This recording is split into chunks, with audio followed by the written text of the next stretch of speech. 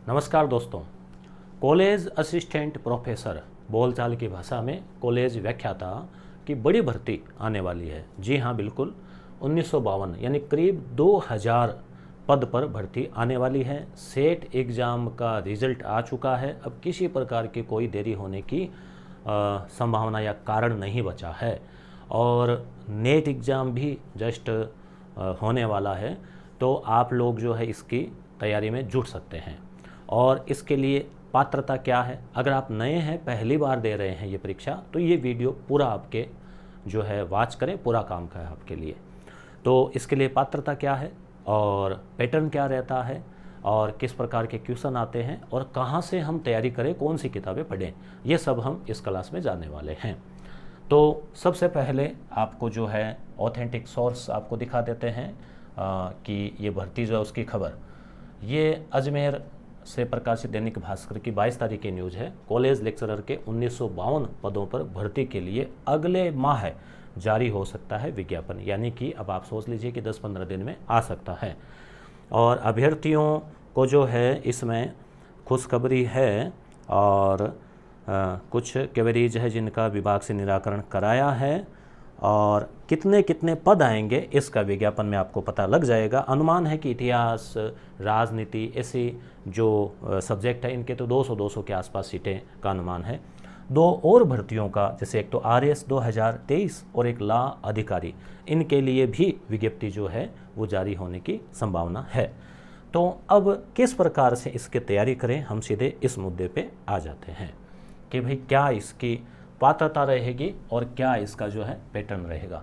पात्रता के लिए सीधी सी बात है कि यहाँ पे B.Ed का कोई रोल नहीं है। आपके पास PG होना चाहिए पहली बात, यानी कि आप MA, MSc, MCom, post graduation diploma हो। और अब उसमें प्रतिशत की बात करें तो PG की शर्त यहाँ अपने आप वहाँ लागू हो जाती है कि आप PG करने के बाद में एक एग्ज़ाम देते हैं, आप नेट का या फिर आप स्टेट लेवल का यानी सेट का एग्ज़ाम आप देते हैं, तो उसके लिए जो पात्रता का रूल है 50% और 55%, वो यहाँ पे लागू हो रहा है। यानी आप ये तभी दे पाएंगे जब आप यहाँ पे वो मिनिमम ला रखा है मार्क्स। अब नेट या सेट आपके अगर क्वालिफाई है तो आप कमेंट ज़रूर करें। आपके कईयों के कमेंट्स भी आए थे कि सेट क्वालिफाई हो गई है या आप ऑलरेडी पहले से नेट है, ठीक है। PhD का ऐसा है कि वो 2009 वाला नियम अभी भी चल रहा है। वहाँ से पहले जो PhD कर चुके हैं वो पात्र है, बाकी नेट या सेट क्वालिफाई होना ज़रूरी है। अब इस भर्ती में कुछ और नया नियम जोड़ दें तो वो जोड़ सकते हैं PhD को लेकर भी। और इसमें तो नेट या सेट क्वालिफाई होना, क्वालिफाई फॉर्म भरते समय ही हो ऐसा ज़रूरी नहीं है, एग्ज़ाम जब तक हो तब तक। तो एग्ज़ाम में अगर मान लो कुछ समय लगता है तो अभी वाली जो नेट होने वाली है अगर आप उसे देते हैं और वो भी क्वालिफाई कर लेते हैं तो भी मेरे ख्याल से आप आराम से शामिल हो सकते हैं पूरी प्रक्रिया में। तो आने वाला नेट आप एग्ज़ाम जो है अगर क्वालिफाई नहीं है अभी तक तो आप ज़रूर देवें, मेरा ये आपसे कहना है। तो पात्रता के लिए मुख्य शर्त नेट या सेट मोटे तौर पे। अब परीक्षा का पैटर्न किस प्रकार का होता है, तो इसमें दोस्तों एक पेपर के 2 खंडों में विभाजित होता है, यानी पेपर फर्स्ट और सेकंड जो है वो होता है सब्जेक्ट का, यानी आपका जो विषय है उस विषय का। उसमें पहला जो पार्ट है उसका पहला पेपर 150 क्वेश्चन आएंगे। दूसरा जो पेपर है उसमें भी 150 क्वेश्चन आएंगे। ये हाथों हाथ ही हो जाता है, बीच में थोड़ा गैप देकर ऑनलाइन पैटर्न के रूप में होता है। तो 150 यानी 300 क्वेश्चन, प्रत्येक क्वेश्चन आधे नंबर का होता है। जी हाँ दोस्तों, ये एक सोचने वाली बात, आप कमेंट करके बताएं कि आधे नंबर का क्यों रखा है। इसके पीछे कई कारण हो सकते हैं। बाकी एग्जाम में आप देखते हैं RPSC के हर सवाल 2 नंबर का होता है, कहीं कहीं 1 नंबर का रीट वगैरह जैसे में, मगर यहाँ आधे नंबर का सवाल। तो ये 300 सवाल एक तरह से देखें तो आप यहाँ पे कितना मायना रख रहे हैं, आप कितने नंबरों का वो आप समझ सकते हैं अगर 2 से गुणा करें या 3 से करें। तो 150 मार्क्स का तो आपके हुआ सब्जेक्ट। फिर एक पेपर और होता है राजस्थान GK का, ठीक है। इसे अक्सर कई बार पहले कई बार बाद में ले लिया जाता है, तो इसे थर्ड पेपर के नाम से। ये GK का पेपर है। ये तो हो गए 2 सब्जेक्ट के, यानी जितना भी आपका सब्जेक्ट है उसको 2 खंडों में बांट कर। अब एक पेपर है GK वाला, वो उसमें 100 क्वेश्चन आते हैं और वो 50 मार्क्स का होता है। और इसके बाद आपका होता है साक्षात्कार। जितने पद हैं उनका 2 गुना 2.5 गुना को बुलाते हैं और साक्षात्कार के लिए। अभी तक इसमें मिनिमम मार्क्स का कुछ नहीं रख रखा है। हो सकता है इस बार जैसे आरपीएससी ने बाकी में किया वैसे कर दें कि दोनों में मिनिमम क्वालिफाई का भी कुछ है। अभी तक यही होता आ रहा है कि दोनों के नंबर जुड़ते हैं और ये कुल 200 हो गए मार्क्स। 50 नंबर का ये, 150 नंबर का ये, 200 नंबर का तो हो गया पेपर। और पेपर में आपके कितने आए, मान लीजिए आपके 100 आए, 110 आए, फिर इंटरव्यू होता है, वो होता है 24 नंबर का। 24 में से वो अब आपको कितने दें, 12 दें, 13 दें, 15 दें, 20 दें, 21 दें, वो अब सब अलग अलग चीज़ों के ऊपर, परिस्थितियों पर, व्यक्तित्व पर निर्भर करता है। तो इसमें कुल 224 नंबर जो है उसका ये परीक्षा होती है, जिसमें कहने के लिए तो वैसे इंटरव्यू 24 नंबर का है तो काफ़ी कम लग रहा है, मगर इंटरव्यू का भी इसमें बड़ी भूमिका, या फिर बड़ी नहीं तो हम कुछ भूमिका तो इसमें हो ही जाती है सिलेक्शन में। क्यों? क्योंकि आपके यहाँ रिटर्न में बहुत अच्छे नंबर है, तभी इंटरव्यू की भूमिका को कम किया जा सकता है। अगर आपके रिटर्न में नंबर ठीक ठाक से हैं, केवल आप साक्षात्कार तक पहुँचे हैं, तो फिर इंटरव्यू की भूमिका ज़्यादा बढ़ जाती है। कारण इसका एक ये भी है कि यहाँ पे परीक्षा में आप आधे आधे नंबर से 5 नंबर मान लीजिए आपको लाने हैं, तो आपको 10 सवाल जो है वो सही करने होंगे 5 नंबर के लिए भी। तो इसलिए 24 नंबर का इंटरव्यू होते हुए भी कुछ महत्व या कुछ भूमिका इसकी भी बन जाती है। परंतु आपका पहला काम इसमें बनता है कि अपने सब्जेक्ट को और जीके को इसको पढ़ा जाए। अब इसकी किस प्रकार से जो है वो तैयारी की जा सकती है, तो पहले हम जो पेपर है जीके वाला, उसमें केवल राजस्थान जीके ही आता है। भारत का, विश्व का, राजनीति, भूगोल, अर्थशास्त्र कुछ नहीं आता। राजस्थान जीके में राजस्थान का भूगोल, राजस्थान का इतिहास, राजस्थान की कला संस्कृति, वो भी कंप्लीट नहीं पढ़नी है आपको। सिलेबस में जो टॉपिक दे रखे हैं वो ही आपको पढ़ने हैं।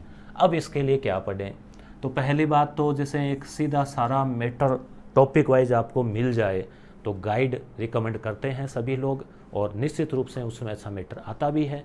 गाइड का हम देखें तो जैसे लक्ष्य की गाइड है, पेनोरमा की गाइड है, या फिर कोई और ऐसी गाइड हो जो आपको अच्छी लगती हो, अच्छी चल रही हो, नहीं आई हो, बिल्कुल हो सकती है। ज़रूरी नहीं कि जो मैंने 2 नाम लिए, 3 नाम लिए वो ही अच्छी हो, आपको पसंद आने पर है आप आराम से चयन कर सकते हैं।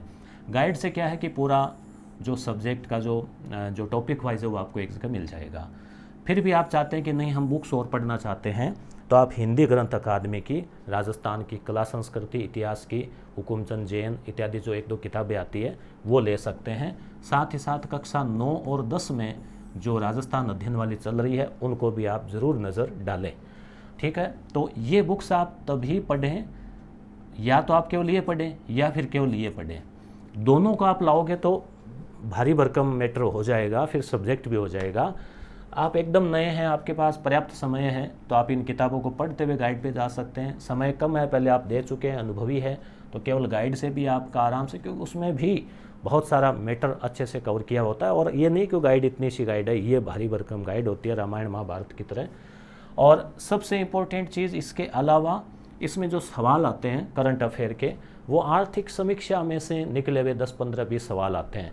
तो आर्थिक समीक्षा जो है वो आप ज़रूर पढ़ लेवें, जो इस बार वाली है नई वाली, और जो बजट है वो भी आप ज़रूर जो है पढ़ लेवें।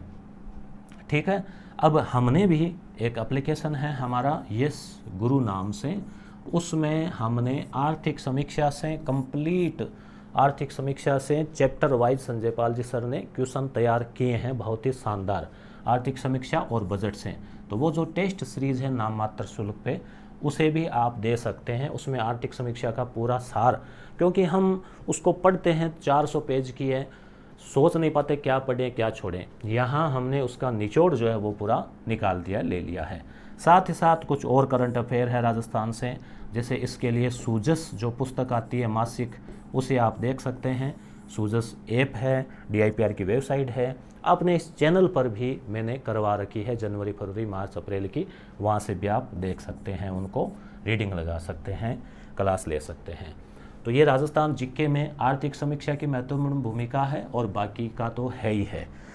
और रही बात अब सब्जेक्ट की, और देखो आपको नंबर कहीं से भी मिल रहा है। इधर मान लीजिए आपके 4 सवाल ज़्यादा सही हो गए तो आपने 2 नंबर कवर कर लिए, इधर भी आपने कहीं से किसी पार्ट को और अच्छे से पढ़ा तो आपके इधर 4 सवाल से भी तो 2 नंबर इधर और एक्स्ट्रा आ गए। 4 नंबर आपको वहाँ बड़ी जो आपको बढ़त है वो दे सकता है एग्ज़ाम में। 4 का मतलब कहने का तात्पर्य हुआ कि एक एक नंबर, एक एक सवाल आधे नंबर का तो बहुत मायने रखेगा। और सब्जेक्ट की बात करें तो आप शुरुआती लेवल पे हैं तो कक्षा 11-12 एनसीईआरटी ज़रूर देखें। उसके बाद में आपको दिल्ली यूनिवर्सिटी में चलने वाली जो पुस्तकें हैं उनको भी आपको देखना पड़ेगा। सब्जेक्ट यहाँ काफ़ी गहनता से पूछा जाता है, काफ़ी गहराई से पूछा जाता है।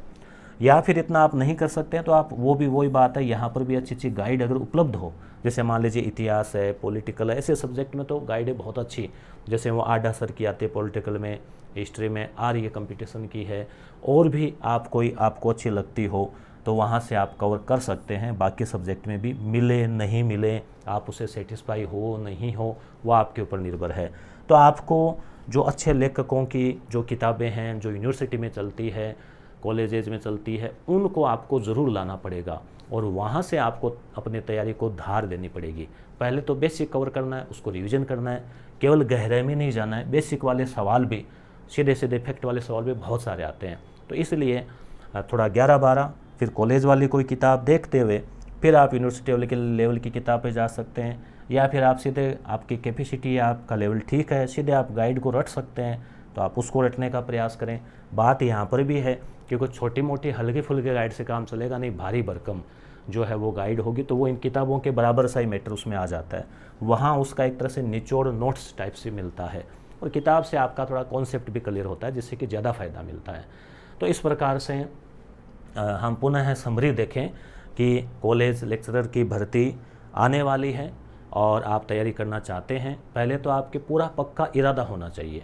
पक्का इरादा कहाँ हो सकता है कि या तो जैसे अब आपके पास में और कोई ऑप्शन है नहीं फ़िलहाल, कि न कोई रीट है, न कोई सेकंड ग्रेड आ रही है, न कोई फर्स्ट ग्रेड आ रही है, तो इसकी तैयारी करें। दूसरा, आप ऑलरेडी किसी जॉब में है, लेक्चरर है या सेकंड ग्रेड है, या फिर आप कोई और कहीं पोस्ट पे हैं और आपका टारगेट यही है, शुरू से ही आपका टारगेट है, या आपको बहुत आकर्षित करती है ये पोस्ट। आकर्षित तो किसको नहीं करती, पद है, मान है, सम्मान है, अच्छा पेमेंट है, तो आपके पास क्लियर इसको तैयारी करने के लिए अच्छा खासा समय है। 4 से 6 महीने आप मिनिमम फुल टाइम दे सकते हैं, काफ़ी कुछ टाइम दे सकते हैं। क्यों? क्योंकि सब्जेक्ट को भी डीप पढ़ना है, राजस्थान जीके को भी डीप जो है वो पढ़ना है, तभी आप वहाँ बढ़त बना पाओगे, फाइनल रूप से इंटरव्यू सहित सिलेक्शन ले पाओगे। इसलिए आप जो है पक्का इरादा है तो आप अभी से तैयारी शुरू कर दीजिए। कमेंट करके भी आप अपने विचार अभिव्यक्त कर सकते हैं। धन्यवाद।